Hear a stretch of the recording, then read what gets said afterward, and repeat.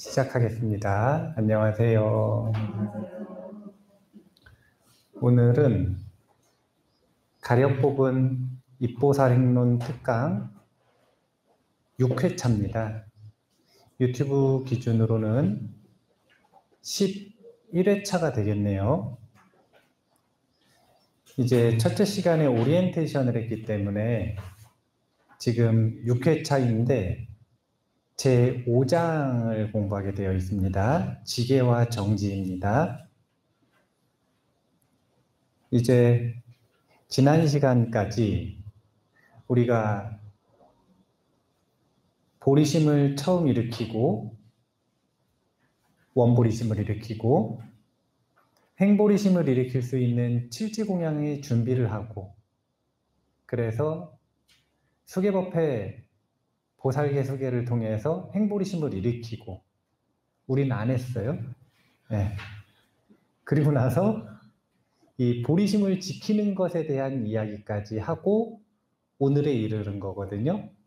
그래서 5장이 지계, 6장이 인육, 7장이 정진, 8장이 선정, 9장이 지혜, 그리고 10장이 회양이니까 육바라밀이라고 하는 것을 개론적으로 배워나가는 데 있어서는 지금부터 시작이다, 이렇게 생각을 하시면 돼요. 앞에까지는 육바라밀을 배울 준비가 되어 있는가라고 하는 질문이었고, 우리는 행보리심을 일으키는 수계법회를 하지 않았음에도 불구하고 그 뒤에 있는 내용을 일단 개론적으로 배운다, 이런 생각으로 하셔야 되는 거예요. 제가 설문조사를 해봤더니 3년은 좀 넘어야 보살계를 받을 수 있을 것 같다 그래가지고, 그래서 그렇게 하기로 하고, 입보살행론 일단 한 바퀴를 다 개론적으로 돌린다, 이런 생각을 가지고 지계바라밀품 한번 읽어보는데요. 오늘 이런 4가지 키워드를 할 거예요. 첫 번째가 학처, 그 다음에 두 번째가 마음의 일, 그리고 세 번째가 사띠, 그리고 네 번째가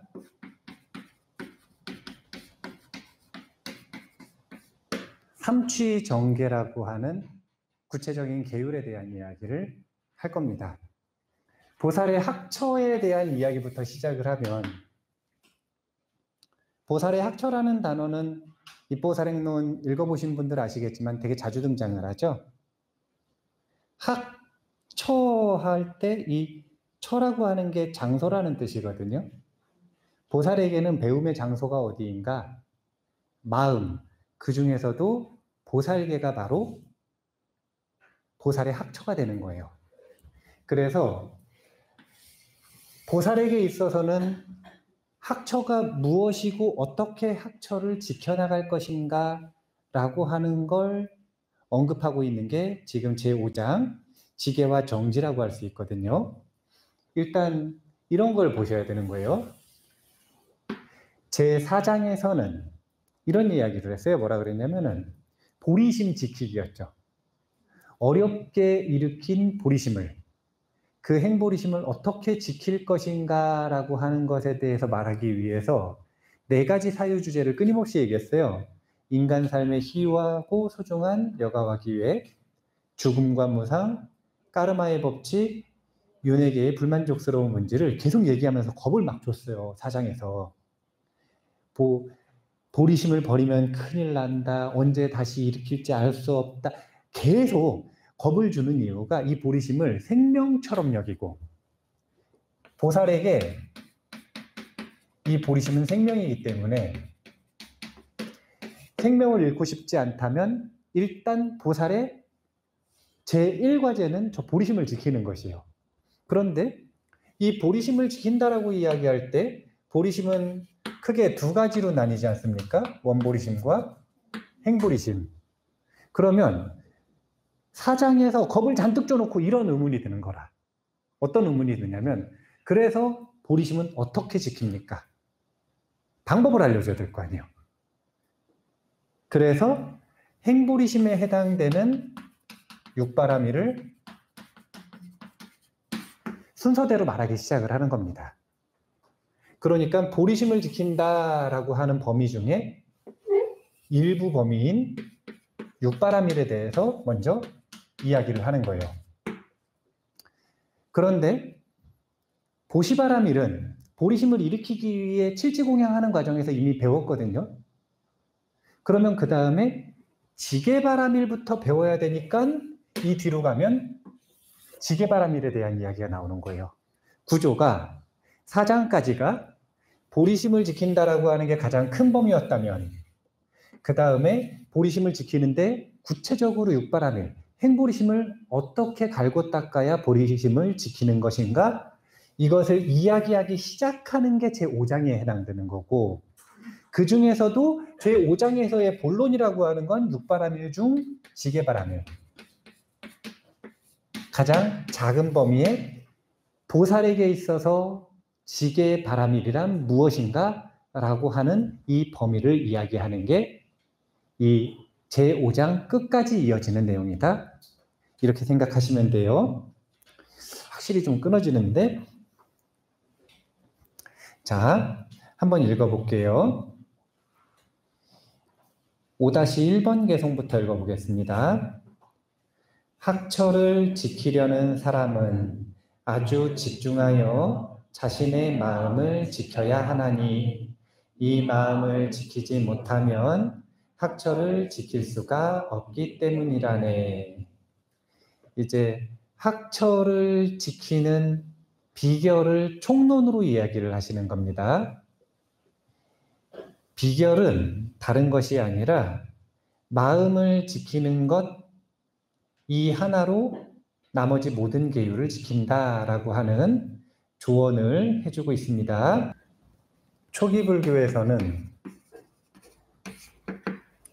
부처님에게 수행자들이 배우는 공부 내용을 3가지로 요약을 합니다. 개학, 정학, 그리고 해학이라고 하는데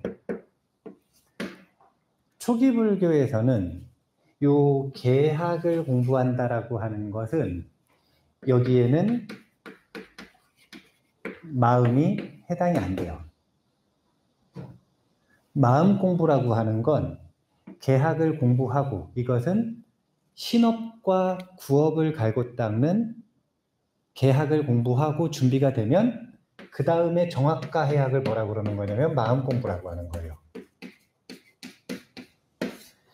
이런 순서로 공부를 했고 이 구분이 명확했습니다.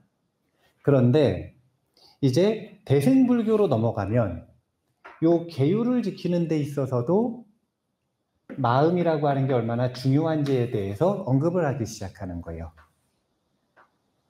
이게 표본적으로 나타나는 것이 지금 이 입보살행론의 요 개송이라고 보시면 됩니다. 계율을 지키려는 사람은 자신의 마음은 하나를 잘 지켜야 하나니 이 마음을 지키지 못하면 계율을 지킬 수 없다. 근거를 알려드릴게요. 이제 우리가 흔히 삼업이라고 할 때 신, 구, 의, 삼업 이러지 않습니까? 그런데 이 의 같은 경우에는 생각, 사 쪄가지고 사 써서 사업이라고 이야기를 해요. 생각 사자를 써가지고요.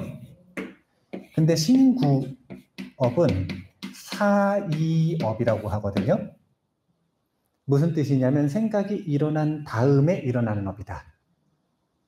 그래서 먼저 사업이 일어나고 이를 바탕으로 신업과 구업이 일어나게끔 되어 있어요. 그래서 법구경개송에서도 보면은 마음이 근본이니 나머지 모든 것들은 마차가 지나가고 발자국이 마차를 뒤따라가듯이 일어난다고 이야기를 하잖아요. 마음이 먼저 일어나고 신업과 구업은 그 다음에 따라오는 겁니다. 그러니까 전략이 2가지가 있는 거예요. 신업과 구업을 그냥 곧바로 다스리는 것부터 시작하는 전략이 있고 그거 말고 발자국 자체를 일어나지 않게 하거나 올바로 일어나게 만들기 위해서 그 근본이 되는 의욕부터 다스리고 시작하는 방법이 있는 거예요. 분명히 근본은 의욕부터 다스리고 하는 게 효과적입니다. 그런데 난이도가 높죠. 그래서 부처님은 어려운 것부터 하라고 하시는 분인가요? 쉬운 것부터 하라고 하시는 분인가요? 네, 오해하시면 안 돼요. 부처님은 차제설법, 눈높이 설법을 하셨기 때문에 일단 할 수 있는 것부터 해라. 그래서 신구의 3업 중에 신업과 구업을 1번으로 다스리고 그 다음에 알아차림의 힘이 커지면 의업을 다스리는 공부를 하셨다. 그런데 대승불교에서는 도대체 왜 이것부터 하라 그러느냐? 제가 말했잖아요. 전제가 있다고. 대승불교는 전제가 있어요. 그게 뭐냐면 초기 불교를 이미 안다는 전제에서 대승불교가 시작되는 거예요. 그러니까 초기 불교의 이 수행이 기본으로 갖춰져 있다라고 하는 전제에서 공부를 시작을 하니까 이제는 당연히 의욕부터 살필 수 있다라고 전제를 하는 겁니다. 자기가 1학년 과정을 거쳐서 3학년이 됐는데도 1학년부터 다시 하라 그러면 맞아요, 안 맞아요? 안 맞죠? 그러니까 대승불교에서는 이 의욕을 그래 강조하는 거예요. 대승불교의 끝에 다다른 이제 이 동북아시아 불교, 선불교에까지 오면 그래서 많은 스님들이 뭐라 그러시는 거냐면 84,000경전을 한 글자로 압축하면 뭐라 그래요? 마음의 심자가 남는다 그러죠. 네, 이게 선불교의 입장이라. 근데 원래 84,000경전을 한 글자로 압축하면 마음 심자가 남지 않고 불방일정진 5글자가 남는 거예요. 부처님이 제일 많이 말씀하셨고 부처님이 항상 말씀하셨고 마지막에도 말씀하셨고 그런데 이제 이런 의도 때문에 지금 여기서 마음 하나를 지키면 학처 전부를 지킬 수 있다 이렇게 말씀을 하시는 겁니다. 자, 뒤에 한번 개송을 4개를 한 번에 읽어볼게요. 마음에 코끼리가 풀려 제멋대로 날뛰면 무간지옥의 해를 입히지만 길들여지지 않은 코끼리가 아무리 사나워도 윤회에서 그런 해를 입게 하지는 않는다네. 그러나 마음의 코끼리를 엉념의 밧줄로 단단히 묶어놓으면 모든 두려움이 사라지고 모든 선업이 다 손안에 들어온다네. 호랑이, 사자, 코끼리, 곰, 뱀과 모든 적들과 유정지옥의 옥졸과 귀녀와 나찰들이라 하더라도 이 마음만 붙잡아 매어놓으면 이들 모두를 붙잡아 매는 것이 되며 이 마음만 조복하면 이들도 모두 똑같이 조복하는 것이 된다네. 마음문 하나를 어떻게 지킬 것인가 라고 하는 것. 다시 말하지만 마음을 지키는 것을 의업, 사업을 지킨다고 하고요. 신업과 구업은 마음문 하나를 지켰으면 사실 더 지킬 게 없는 거예요. 사의업은 마음문 하나만 잘 지키면 지킬 게 없는 거예요. 마음문을 못 지키고 이미 마음이 흐트러져 있으니 신업과 구업부터 다스리자고 하는 거지. 만약에 마음문 하나만 지킬 수 있으면 그러면 신업과 구업은 더 이상 중심적으로 논할 게 되지 못한다는 겁니다. 그래서 여기 보면은 엉념의 밧줄이라고 하는 표현이 나오는데 이 엉념의 밧줄이 어디다가 묶어놓는 거냐면 우리가 사띠 수업할 때 자꾸 중심점을 두라 이렇게 표현을 하잖아요. 그 중심점에다가 엉념의 밧줄을 묶어두는 것이다. 이렇게 보시면 되고요. 그 다음에 이 마음의 코끼리가 풀려서 제멋대로 날뛰는 것. 이게 뭐냐면 중심점에 있지 않고 방해물에 사로잡혀가지고 미쳐서 날뛰는 걸 얘기를 합니다. 방해물에 사로잡혀 있는 것. 그래서 이 오늘 뒷부분에 보면 사띠라고 하는 키워드가 있는데 그 사띠의 키워드에서 입보살행론에서는 이 사띠를 억념과 정지라고 하는 두 가지 마음작용으로 나눠서 자세하게 설명하고 있다라고 하는 걸 뒷부분에서 보실 수 있습니다. 5-6번도 한번 읽어볼게요. 이와 같이 모든 두려움과 헤아릴 수 없는 고통도 오직 마음에서 일어나는 것이라고 진실한 말을 하시는 부처님은 말씀하셨네. 유정의 지옥 무기들은 누가 그토록 부지런히 만든 것이고 불타는 철판의 대지는 누가 만든 것이며 정념의 저 여인들은 어디서 나왔는가. 그 모든 것도 죄업의 말씀에서 생긴 것이라고 부처님께서 말씀하셨으니 따라서 세 가지 세간에서 마음보다 더 두려운 것은 없다네. 십법계가 마음에 어떤 작용들과 서로 상응하는지에 대해서 한번 설명을 했는데 이제 공부하시다 보면 상응이라고 하는 단어를 자주 만나게 됩니다. 상자가 서로 상자예요. 응한다는 거예요. 상호간에 서로 응한다. 그러니까 상호간에 서로 영향을 주고받아서 동질화된다 이런 뜻인 거예요. 일단 질문을 하십니다. 왜 마음을 지켜야 되는지에 대해서 두 가지를 가지고 얘기를 하시는 건데 첫 번째는 지옥을 예로 들었어요. 지옥에는 불타는 정념의 여인들, 정념의 야차들이 있답니다. 아주 큰 고통이 있대요. 지옥 불이 있대요. 이제 지옥을 불교 경전만큼 리얼하게 표현하고 있는 경전이 없거든요. 자비도량 참법을 한번 꼭 읽어보셔야 돼요. 절대 혼자서는 읽지 마세요. 무서워서 잠을 못 자요. 네. 우울증 있으신 분들은 혼자서 기도하지 마세요. 더 우울해져요. 나는 죽었구나 이런 생각이 들기 때문에. 근데 자비도량 참법을 딱 읽어보면 사람을 굉장히 공포스럽게 두려움을 가지게끔 만듭니다. 의도가 있는 거예요. 그거는 왜 그런지는 자비도량 참법할 때 하고 일단 거기 보면 아주 무서운 지옥의 모습들이 나온단 말이에요. 그러면 이 지옥의 모든 무서운 공포와 고통들은 무엇에 의해서 만들어졌느냐 이거예요. 지옥은 무엇에 의해서 만들어졌느냐. 지옥은 중생 마음에, 중생심에 탐진치를 원동력으로 해서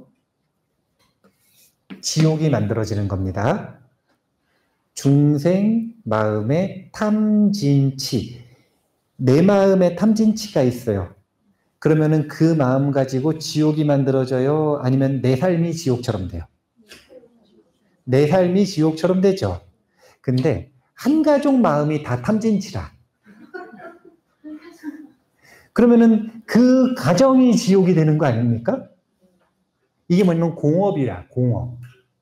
함께 나누는 공업을 가지고 중생 마음의 탐진치들이 합쳐져서 이 지옥이라고 하는 하나의 세계를 현상화시켜놨다. 이렇게 보는 거예요. 그래서 결국 지옥이라고 하는 세계도 이게 이제 기세간인데 이 세계는 중생의 마음인 중생세간을 원동력으로 해서 만들어졌다. 그리고 또 반대로 이 기세간에는 누가 가도록 되어 있느냐? 탐진치가 있는 사람을 끌고 온다. 지금 이렇게 상호 간에 동질감 있는 존재가 모이죠. 이걸 상응이라고 하는 거예요. 그러니까 우리가 왜 삶 속에서 지옥 같은 경험을 하느냐? 그것은 내 마음의 주관적인 탐진치 때문이다. 내가 왜 이번 생도 그렇게 지옥 같았는데 죽어서 또 지옥에 가야 되느냐? 억울하게. 그것은 내 마음의 탐진치에 이끌려서 가는 것이다. 이게 상응이라고 하는 것이고요. 마음의 준비가 되지 않은 이들에게는 무서운 것이고, 마음의 선업의 준비가 충분히 되어 있는 이들에게는 안심이 되는 일이겠죠. 내 마음의 선업 공덕이 충분하다면 상응에서 천상에 태어나든 극락에 태어나든 열반으로 나아가든 아니면 또 인간의 기회를 받든 할 테니까요. 그래서 이렇게 세 가지 세간에서 마음보다 더 두려운 것은 없으니 잘 지켜야 한다라고 해서 결국은 보살의 학처를 지키는 방법은 한마디로 요약을 해서 마음문을 지켜야 한다. 이렇게 이야기를 하고 시작을 하는 겁니다. 근데 생각을 한번 해보세요. 지계와 정지 아닙니까? 그러면은 보살에게 있어서 계율은 뭐가 계율이에요?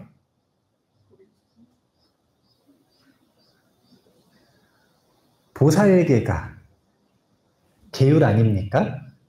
그런데 보살계를 안 받았는데 지계와 정지를 배우면 돼요, 안 돼요? 되게 어떻게 해보려고 그러는 거니까 대답을 해보세요. 원래 안 되는 건데 되게 해보려고 하는 거니까. 네. 어떻게 되는가? 어떻게 되는가? 첫 번째는 이 논리예요. 보살의 학처가 보살계는 10중대계하고 48경구계로 이루어져 있는데 그러면 58개 항목 아닙니까? 이 58개 항목을 하나의 항목으로 줄이면 마음문 하나를 지킨다? 이렇게 줄이는 거예요. 근데 그거 말고 이걸로 끝나면 반쪽짜리고 보살계를 받지 않았음에도 불구하고 이 뒤에 가면 삼취정계를 논하고 있는 부분이 있거든요. 그 뒤에 보면 보살 10중대계하고 48경구계하고 결이 다른 입보살 행론에서의 지계바라밀의 구체적인 내용들이 나옵니다. 그러니까 10중대계하고 48경구계를 못 받았다 하더라도 그 뒤에 있는 삼취정계의 내용들을 잘 읽어보고 그것을 자신의 마음의 마음가짐과 태도로 연습을 한다면 사실은 계율이 무엇이고 어떻게 지켜야 하는지에 대해서 배우는 게 되는 거예요. 자, 일단 1번은 어떻게 정리를 하셔야 되냐면 보살이 학처를 지키는 법, 계율을 수지하는 방법은 다른 거 말고 마음문을 지키는 게 최우선이다. 이거는 일단 정리를 하고 넘어가야 됩니다.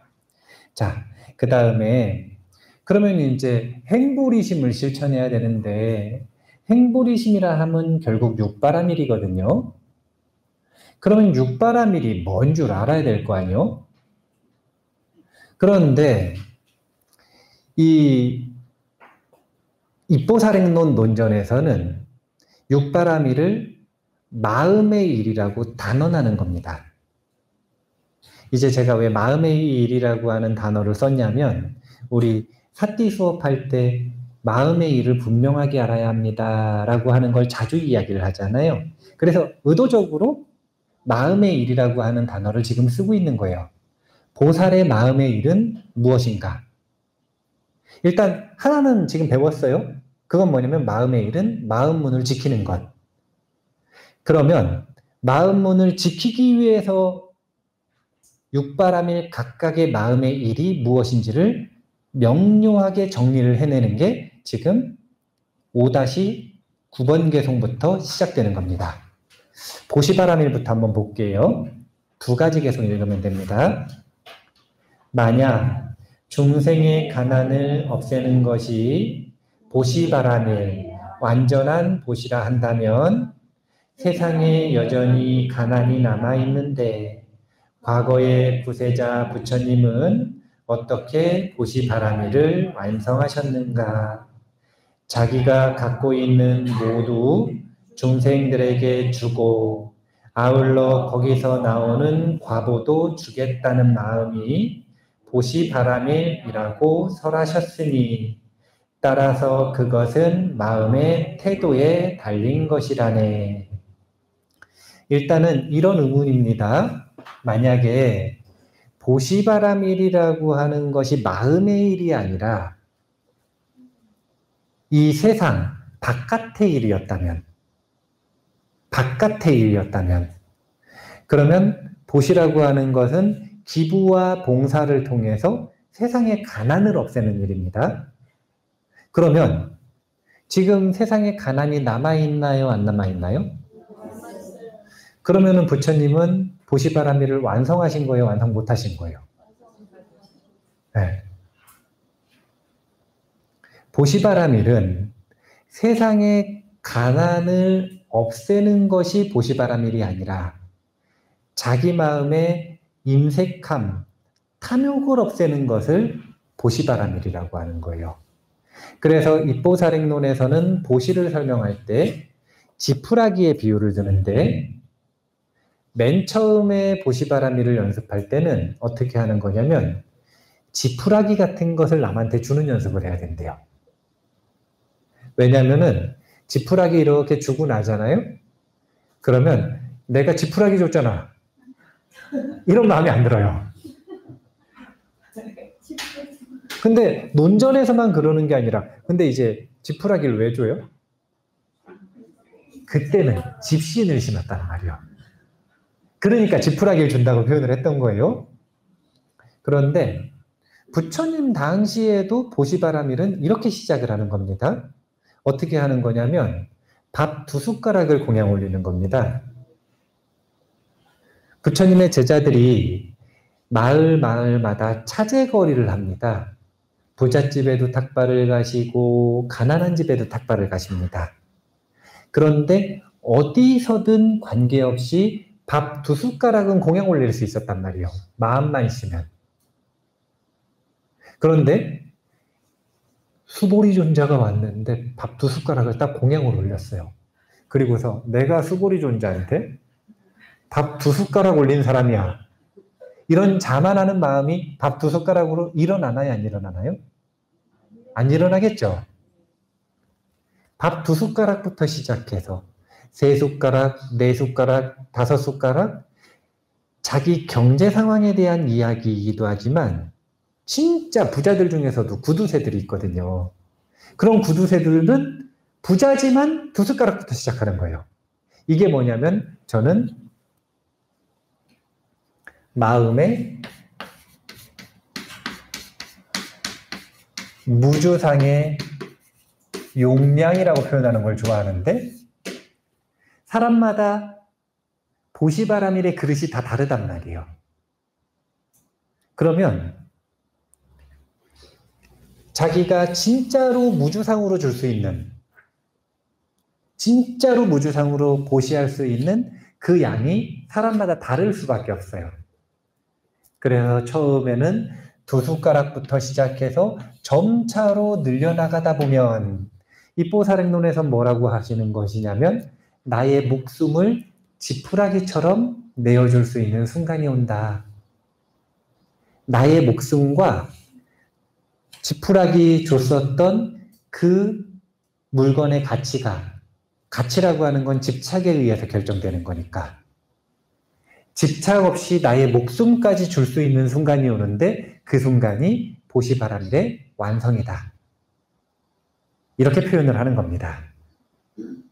그러니까 이것도 한 방에 많은 걸 줘야 된다 이렇게 말씀하시는 게 아니라 차제 설법으로서 차례차례 연습을 하는 것이다. 그러면은 무주상이라고 하는 건 뭐가 무주상이냐? 제가 무주상 보시, 진짜 보시, 그러니까 뭐 음식을 보시했다든지 옷을 보시했다든지 이런 재물을 보시한 것에 대한 무주상의 하나의 지표를 알려드릴게요. 그게 뭐냐면요. 보시를 해놓고 자기가 잊어버리면 그거 무주상이에요. 건망증이 있으면 유리한가요? 그런데 건망증과 관계없습니다. 자기 무주상 보시의 용량을 넘어서잖아요. 그러면 건망증이 있는 사람도 생생하게 기억이 납니다. 그것은 내가 이걸 했는데 말이야. 내가 이걸 했는데. 무주상이라고 하는 건 자기가 베푼 것이 기억이 나지 않는다면 그것을 무주상이라고 한다. 이런 하나의 지표가 있습니다. 이게 왜 중요할까요? 내가 말이야 소파를 보시했는데 말이야 내가 말이야 조명을 보시했는데 말이야 내가 말이야 TV를 보시했는데 말이야 그러면은 이 보시한 것들이 자꾸 생각이 나요. 그럼 그 생각이 나가지고 이것이 두 가지 감정 중에 하나하고 연결이 되겠죠. 그게 뭐냐면 긍정적인 감정 또는 부정적인 감정. 근데 긍정적인 감정하고 연결이 되면 오만해지고 자만에 빠질 가능성이 높아요. 그래서 생각 안 나는 게 좋은 거라. 두 번째는 부정적인 감정으로 이어지잖아요. 그럼 후회를 해. 후회를 해요. 내가 TV를 보시했는데 말이야. 후회하는 마음이 딱 들면 어떻게 되는 거냐면 아까워. 그래가지고 후회를 하면서 무슨 생각을 하냐면 참회를 합니다. 아, 내가 TV를 보시하지 않았어야 되는데. 그럼 어떻게 되냐면 선업공덕이 타버려요. 참회가 돼버려요. 그래서 무효화가 되는 거예요. 그러니까 생각 자체가 안 나면 그러면 오만해질 일도 후회할 일도 없는 거죠. 그래서 무주상보시를 연습을 한다라고 하는 건 이렇게 작은 것부터 연습을 해야 그걸 가지고 오만해지지도 않고 그 선업공덕이 사라지지도 않고. 자, 계율에 대한 것도 한번 읽어볼까요? 5-11번. 물고기나 그 밖에 살아있는 모든 것을 어디로 가져가야 그들을 안전하게 보호해 줄 수 있을 것인가? 그러나 그들을 해치지 않기로 마음먹는 것, 이것이 곧 지게 바람이라 하셨네. 자, 계율을 지킨다라고 하는 것은 5가지 계율이 있지 않습니까? 그 5가지 계율에서 목숨을 빼앗는 것, 이것이 사실은 근본인 거예요. 다른 계율들을 막아놓은 이유가 남의 물건을 훔치는 것, 이게 뭐가 문제인가요? 남의 물건을 훔치는 게 뭐가 문제예요? 아니죠. 이거는 생존의 일부를 훔치는 거잖아요. 생명을 훔치는 건 생명 전체를 훔치는 것이고 타인의 물건을 훔치는 건 그 생명을 유지하기 위해 필요한 일부, 수명의 일부를 훔치는 것이거든요. 그러니까 계율이라고 하는 건 이 생존 본능과 밀접한 연관이 있는 거예요. 그래서 생존에 대한 이야기, 생명에 대한 이야기를 대표로 들어서 지게바라미를 설명하는 겁니다. 만약에 계율을 지키는 것이 마음의 일이 아니라 세상의 일이라면 세상에는 두려움에 떠는 안전하지 못한 위험에 빠져 있는 중생이 없어져야 되는 거예요. 그들 모두를 보호해야 되는 거니까. 그런데 세상에는 여전히 고난과 공포와 불안전, 위험이네요. 위험에 빠져 있는 중생들이 많단 말이에요. 그렇다면 석가모니 부처님은 지게바라미를 완성 못하신 것인가? 그게 아니라 계율 역시 마음의 일이라는 겁니다. 그래서 대표적인 개성이 그거 아닙니까? 앙굴리마라 존자가 999명을 죽인 살인마인데 연쇄 살인마죠. 네. 파세나디 대왕이 그 폭군이 코끼리 부대와 군대를 데리고도 무서워가지고 앙굴리마라를 잡으러 못 갑니다. 자기 죽을까봐. 사실은 그렇다는 건 이미 여러 번 토벌에 실패했다는 거죠.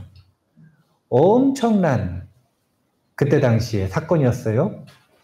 그런데 이 999명을 죽인 살인자가 출가를 했다 그러니까 파세나디 대왕이 너무 깜짝 놀라가지고 그렇게 많은 존재를 죽인 살업을 지닌 존재가 정말 청정한 수행자가 될 수 있습니까? 라고 의구심을 갖는단 말이에요.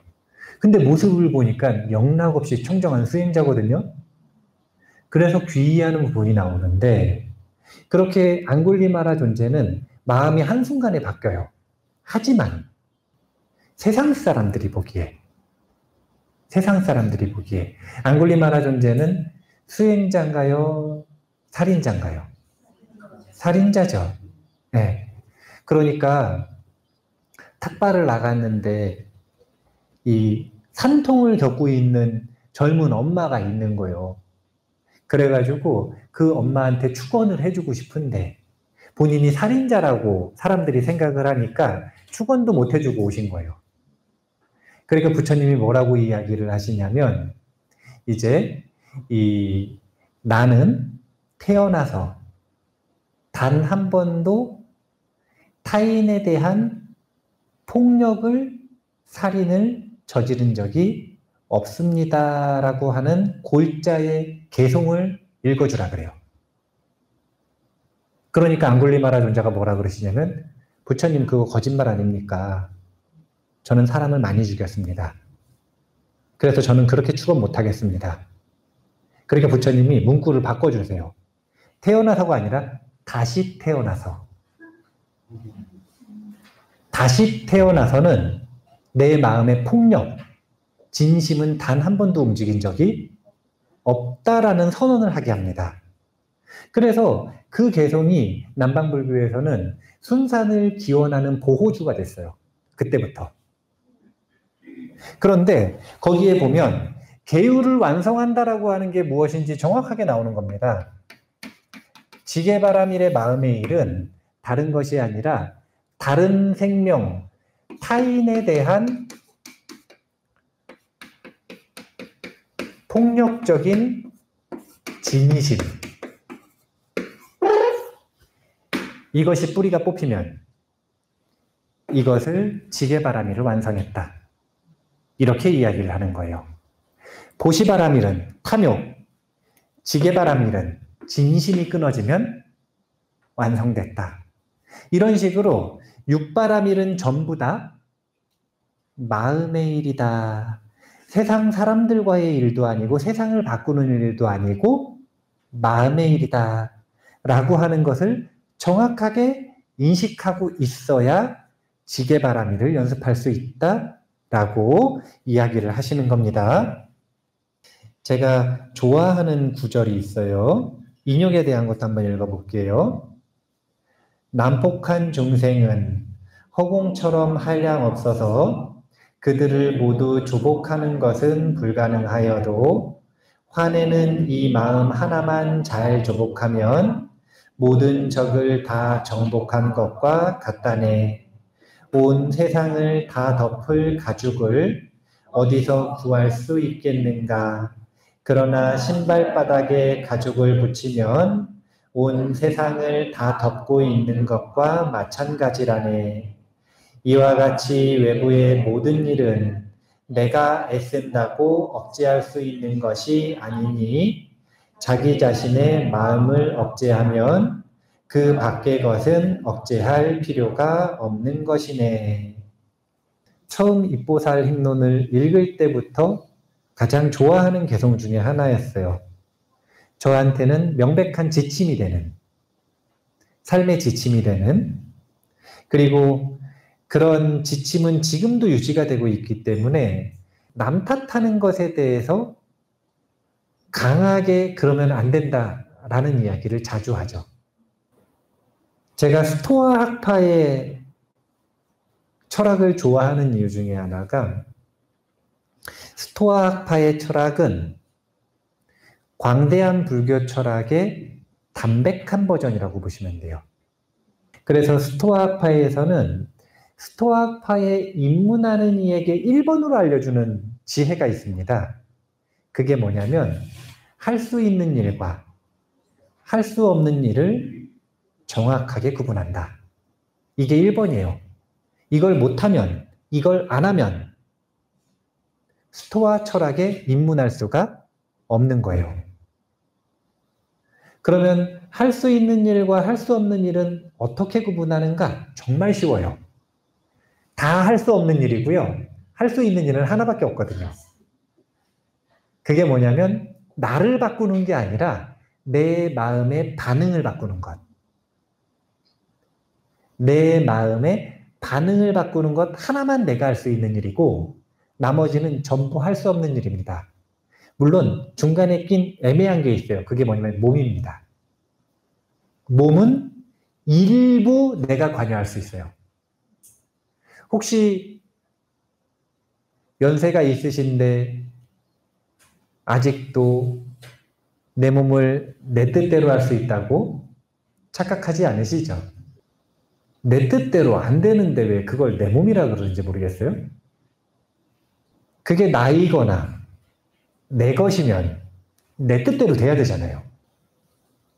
심장이 1분에 몇 번 뛰는지도 내 뜻대로 돼야 되고, 호흡이 어디까지 깊어지는지도 내 뜻대로 돼야 되고, 시야가 어디까지 밝아지는데도 내 뜻대로 돼야 되고, 자율신경도 내 뜻대로 돼야 되고, 중추신경도 내 뜻대로 돼야 되고, 내 몸 안에서 일어나는 80조 세포의 일들이 전부 내 뜻대로 돼야, 그래야 내 것이라고 말하거나 아니면 나라고 말할 수가 있는 건데, 왜 안 되면서 나라고 말하는지 잘 모르겠어요. 스토아파에서는 단 하나, 내 마음의 반응, 할 수 있는 일이 단 하나입니다. 마음의 반응. 이게 뭐냐면 마음의 일이에요.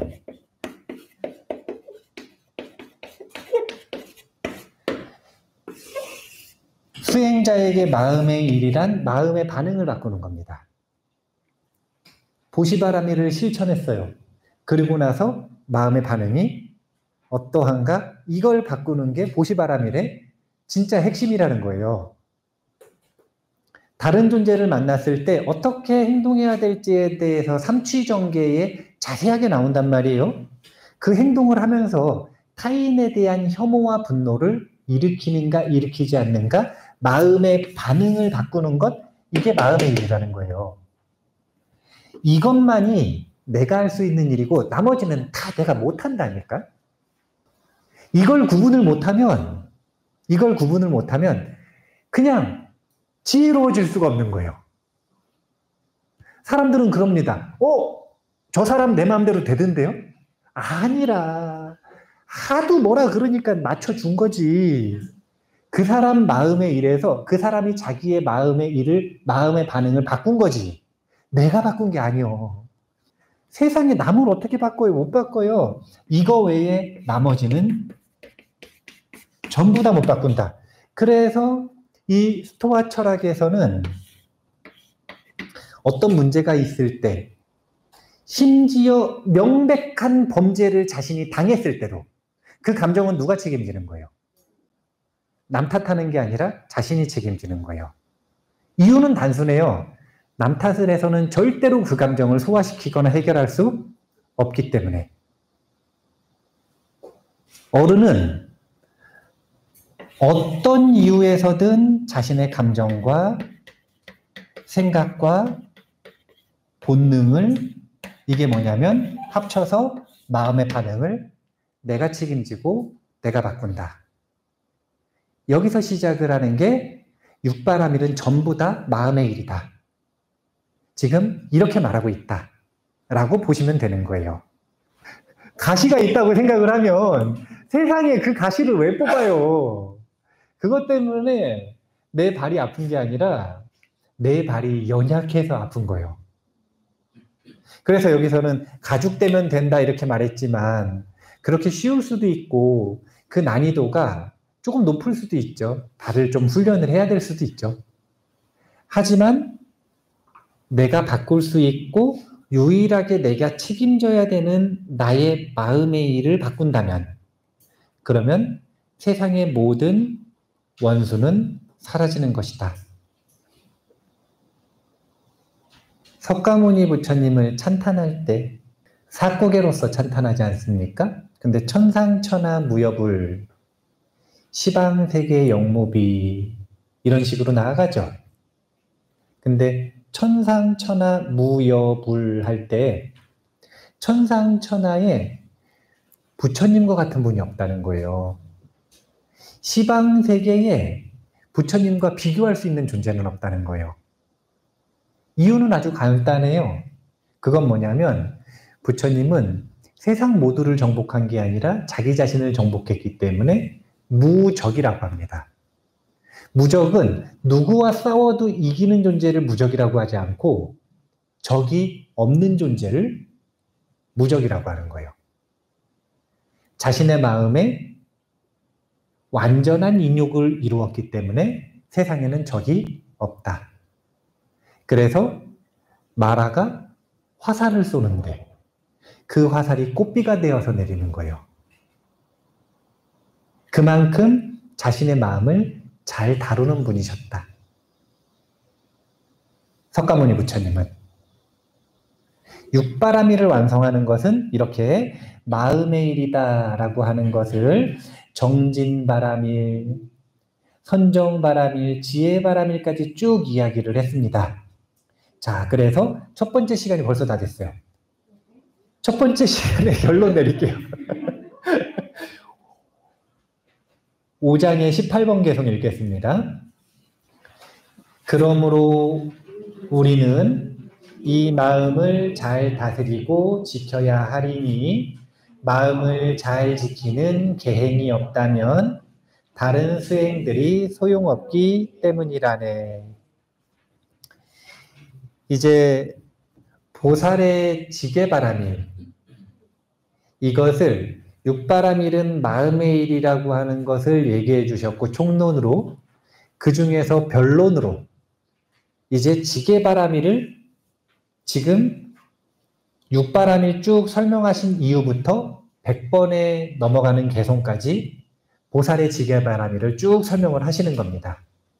그리고 인육바라밀은 언제 설명하실까요? 6장에서.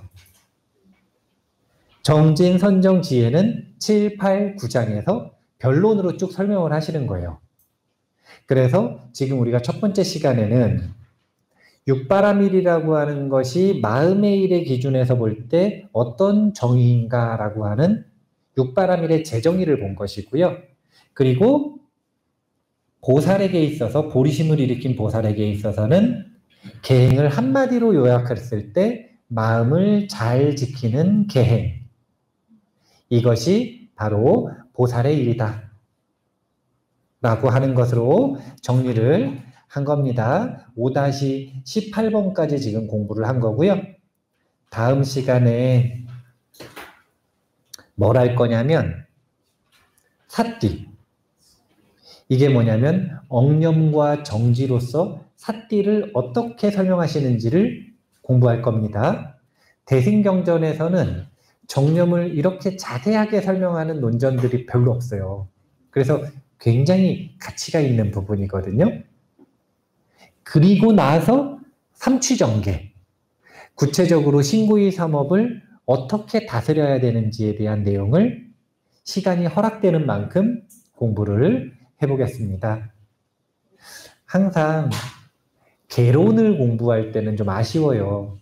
왜냐하면 그냥 겉핥기식으로 축 이렇게 훑고 넘어가야 되니까. 어떻게 백개송을 2시간 만에 하겠습니까? 다음 시간에 중간에 억념과 정지에 해당하는 부분과 삼취전개의 하이라이트라고 보이는 부분들만 뽑아서 한번 공부해 볼게요. 자, 보살은 마음을 지키는 존재다 라고 하는 것 기억을 해두시면 좋겠습니다. 쉬었다가 다시 할게요. 감사합니다.